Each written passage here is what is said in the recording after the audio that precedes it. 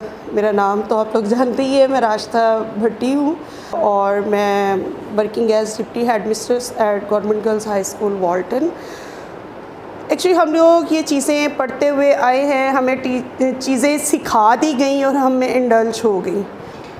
हमें बताने का, ये सिखाने का हरगिज़ मतलब ये नहीं है कि हम उन चीज़ों को अदा नहीं कर रहे। मेरे साथ जो कैफियत थी वो एक थी कि जैसे झंझोड़ देने वाली, कि जैसे एक बंदा बिल्कुल ख्वाबे गफलत में है। और मुझे ज़्यादा इसलिए भी फ़ील हुआ कि मेरा रिसर्च एरिया फ़ोनेटिक्स एंड फ़ोनोलॉजी था और मैंने उर्दू लैंग्वेज पे, पंजाबी लैंग्वेज पे, पश्तो लैंग्वेज पे, ब्राहवी लैंग्वेज पे, इन रीजनल लैंग्वेजेस पे बहुत काम किया।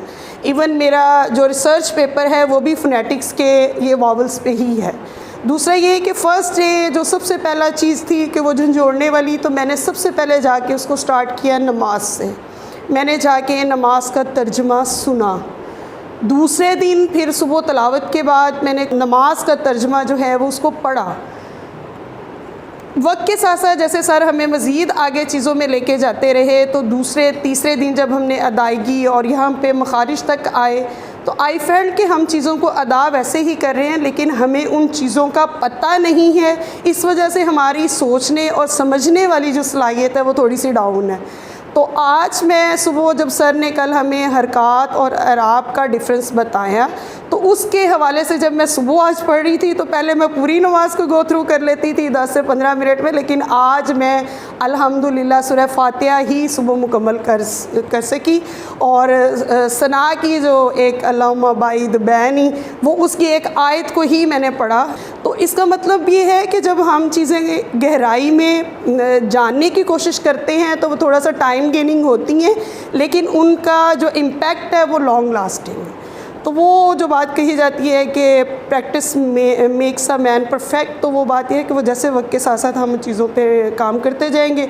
हमारे जो एरियाज़ ऑफ डेवलपमेंट है उसको मैं ये नहीं कहती कि वो हमारे फ्लॉज हैं, वो हमारे एरियाज़ ऑफ डेवलपमेंट होती हैं। वो कभी भी स्टार्ट कर दें तो वो अल्लाह ताला उनको पाया तकमील तक पहुँचा दे। मैं क्लास के हवाले से ही बात कर रही थी कि वो क्योंकि चीज़ें रिवाइज़ हुई और उसको अरबिक के पॉइंट ऑफ व्यू के साथ साथ जब हमने उसको रिलेट किया कुरान पाक की लैंग्वेज, क्योंकि मैं कुछ अर्सा पहले जब अल्लाह ताला के घर गई उम्रा पे, तो मैंने वहाँ पे मस्जिद नबी में ख़वातीन को देखा कि इवन देवर अरबिक ख़वातीन, उनकी अरबिक ज़ुबान थी, लेकिन वो अपनी दूसरी जो उनसे सीनियर थी या हो सकता है उनकी मौलमा हो, तो वो ज़ोहर से असर के दरमियान जो टाइम स्पैन होता है वो उसमें उनसे कुरान पढ़ रही थी।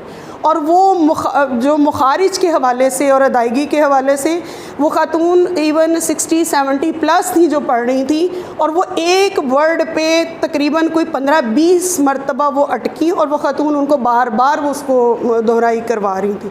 तो सर ने जिस तरीके से हमें उन चीज़ों को बताया, उन चीज़ों को समझना हमारे लिए बड़ा आसान हो गया, क्योंकि वो मेमोराइजेशन करवा रही थी, वो उनकी ड्रिलिंग करवा रही थी। मेमोराइजेशन और ड्रिलिंग हमारी भी वही होती है, ये कि हमें कारी साहब ने कहा इस लफ्ज़ को हलक से निकालो, ये करो, लेकिन जब उन चीज़ों को डिस्क्राइब किया जाता है तो वो हमारी मेमोरी में फ़िट हो जाती हैं और हमें उन पे टाइम नहीं लगता, उन चीज़ों को हम बड़ी अच्छी तरह समझ सकते हैं।